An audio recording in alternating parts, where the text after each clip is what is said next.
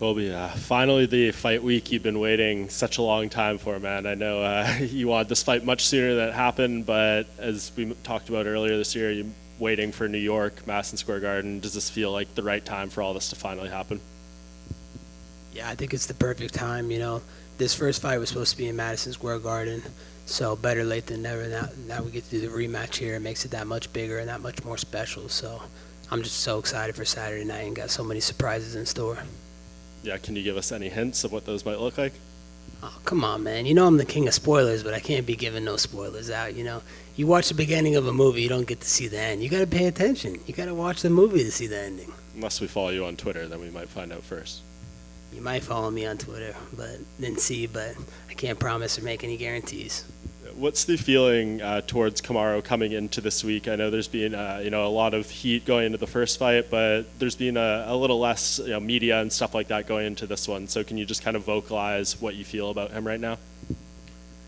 Yeah, I go to bed every single night with revenge on my mind, and I realize that revenge is a dish best served cold, and I'm going to serve that revenge dish to Marty on Saturday night, and I got some really bad intentions for him. He's not going to want to come back for round 3 after I'm done with him Saturday night.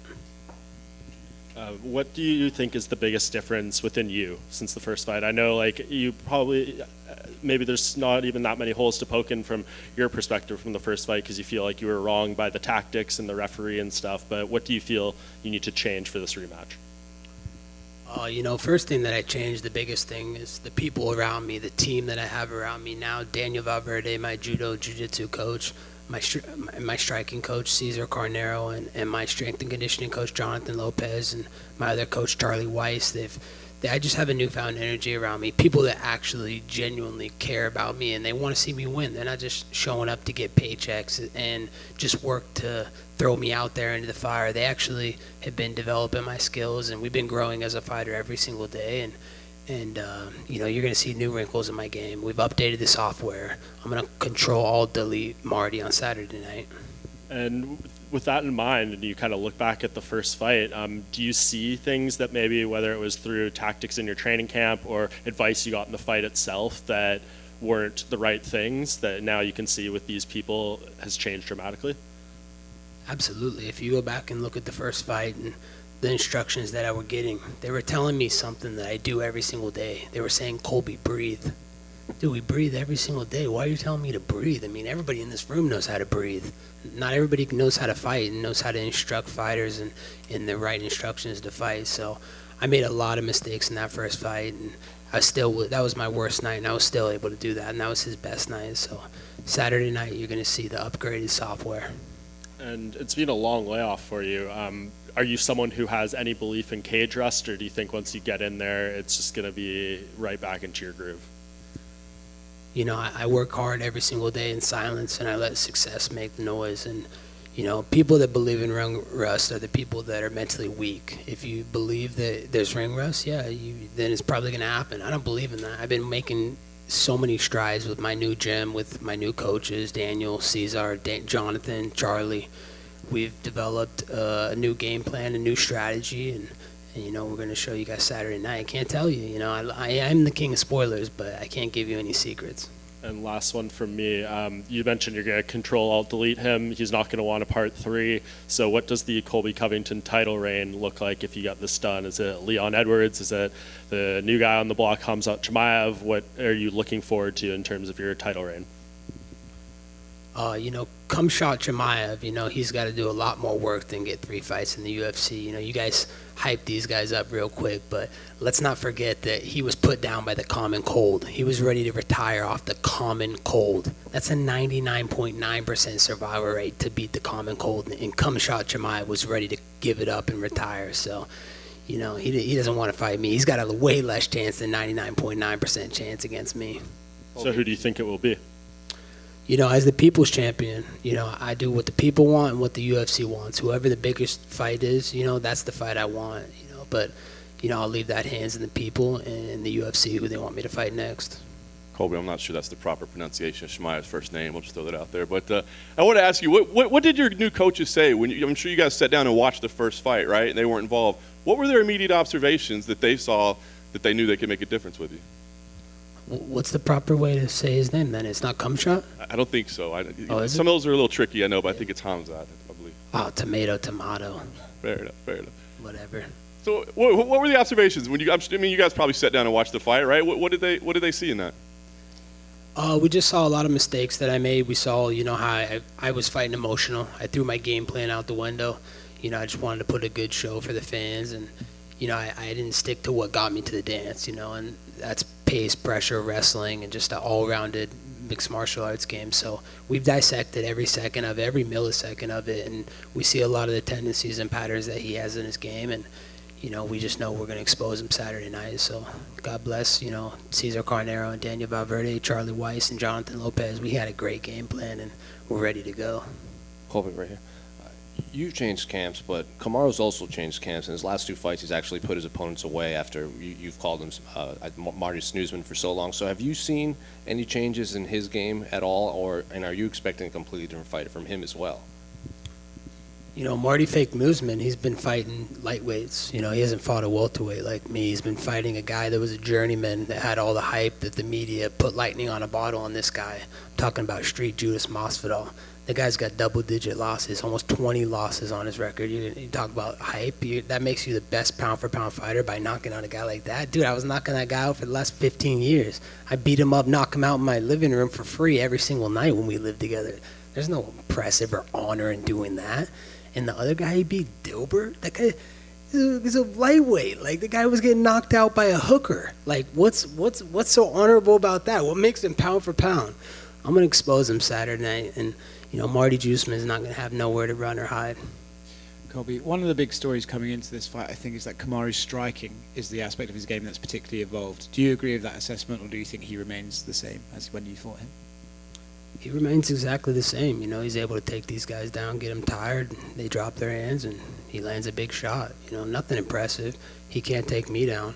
Saturday night I'll show that, there's just different levels to this game. I'm going to make him fight and put him in situations that no one else could put him in before, and it's going to be a completely different matchup. I saw an interview he did yesterday where he had expressed an interest in boxing Canelo Alvarez. Do you think that might be a sign that he's overlooking you? Just more fake news and easier landing for him. He just wants a way out for after I beat him up on Saturday night for him to say, oh, he wasn't focused. Oh, I was, it just gives him an exit plan, like, oh, I was focused on Canelo. Oh, I was focused on going up a weight. I wasn't focused on Colby. Let me, be begging the UFC for a rematch. Dana has made his thoughts about your first fight with Kamaru well known, that he loved that fight, thought it was one of the best of all time. Do you think there's a chance then, if you beat Kamaru on Saturday, that they'll want you to do a trilogy fight right away? I hope so. I'd love to beat him up back-to-back times, but I just know I'm going to give him life-altering damage Saturday night, and he's not going to come back for a trilogy. He's going to probably retire. Colby, to your left over here. I know you're saying no spoilers, but would it be kind of nice to be the first guy to ever take down Usman? Are you looking to wrestle maybe a little bit? I can't dive too much into my game plan or what I want to do, but yeah, there'd be a nice little feather in a cap, take that stat from him. I know I can do it. I'm the guy to do it. He's Division II scrub. I was a Division I All-Star, and so there's levels to the wrestling game, and there's a reason he didn't try and shoot on me in the first fight. So you'll definitely see a more well-rounded mixed martial arts skill set this fight from me. And not to overlook him or anything, but do you have aspirations of maybe being a double champ, whether it's to drop to lightweight or middleweight after you get the welterweight title?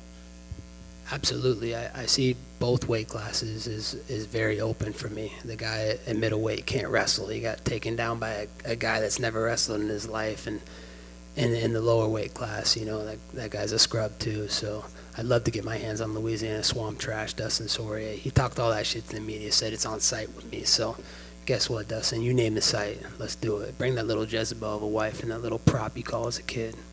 And last thing for me, on this event, we also have Rose and Whaley too. And in the lead up to that first fight, there was kind of some controversy with comments Rose made. Don't know if you saw those, but if you did, do you think that they were crossing the line as somebody, rather outspoken yourself?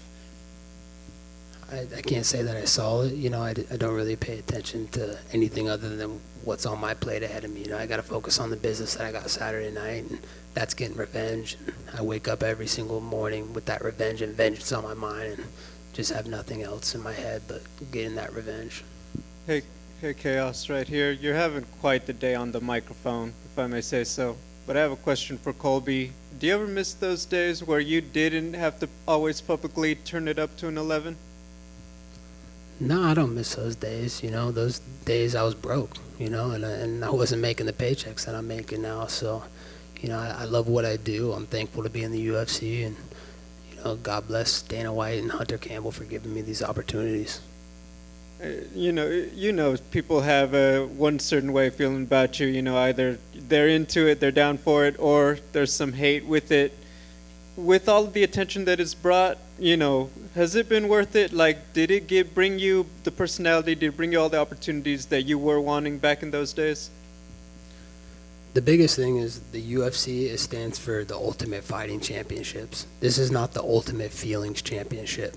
So, I'm here to take checks, break necks, and send people out on stretchers like I did my last fight. So if people are mad at me because I love America, I love my president, that's their problem. I could give a fuck less what their opinion is, The biggest thing that, any of you in this room can have a different opinion than me. I agree to disagree. I'm not going to berate you for your opinion like you guys try to do to me. I'm going to respect you because I'm respectful. And in America, we have freedoms, land of the free, home of the brave. We have constitutional rights. You got freedom of speech, and I'm not going to be mad at you for whatever you believe in. My final one. You have, I believe, a nickname for just about every contender in the welterweight division. Is there a particular favorite one that you came up with that you're like, ooh, that was a good one that I came up with? Yeah, I think Marty Juiceman, the CEO of EPO, it fits him pretty good. He's a 35-year-old middle-aged man, and he looks like he has a chemical imbalance. The guy's got acne all over his face, all over his shoulders and back. Why is that? Are you going through puberty at 35? I thought men did that at like 16 or 17. Thank you. Weird. Colby, you have these NYPD and FDNY hats in front of you. Obviously, you put them there. What do they mean to you? Why did you decide to do that? It means everything to me. That's who I'm fighting for this Saturday night. Law enforcement and all first responders around the world, not just NYPD and not just FDNY, but them in particular, because what they did for and what they stand for in 9/11 and here in New York City. I just appreciate their service and sacrifice. Every day they leave their homes, to protect and serve, our people in our communities, not knowing if they're going to go back to their wives and their kids. So, I just want to show my support for them and dedicate this fight to them. Now, obviously, you're saying that you appreciate their risking their lives and everything like that, but they're also dying of COVID. The virus that you're calling is the common cold. We've lost 21-year veterans. We've lost all these type of people. Do you have respect for people that have obviously lost their lives to COVID as well on the front lines? Absolutely. Anybody that loses their life, it's a terrible tragedy, but you got to take better care of yourself. There's probably underlying conditions why maybe some of those things happen, but God bless them, rest their souls, and let's move on and get over this pandemic. And we all know that healthy people, this common cold doesn't affect healthy people. So as long as you're healthy out there, then you're going to be all right. Have you reached out to FDNY or NYPD since you've been here? Do you have a relationship existing with anybody from there? Yeah, I have a relationship. I know, one of my quartermen, Charlie Weiss, has been able to get in contact with them, and we wanted to go, visit their bases and go to their compounds and say what's up. But just the risk of getting COVID this week, we didn't want to take any risks before the fight and contracting anything. We wanted to make sure we stayed healthy and socially distanced and kept our space from everybody so we could get to the Octagon Saturday night and put on a show live on pay-per-view. Gotcha. Thank you. Hey, Colby, Usman has 18 fights in a row that he's won in his career, and basically he's saying he's the father of the division, and everyone else are his son. What do you have to say about that? He ain't the father of this division. He's my son, and there's a reason he had to take fake breaks the first time we fought. And I kicked him in the liver. He was ready to quit, and I was his daddy. And then all of a sudden, the ref stops and let's give this guy a timeout. Let's give him a break in the middle of a fist fight.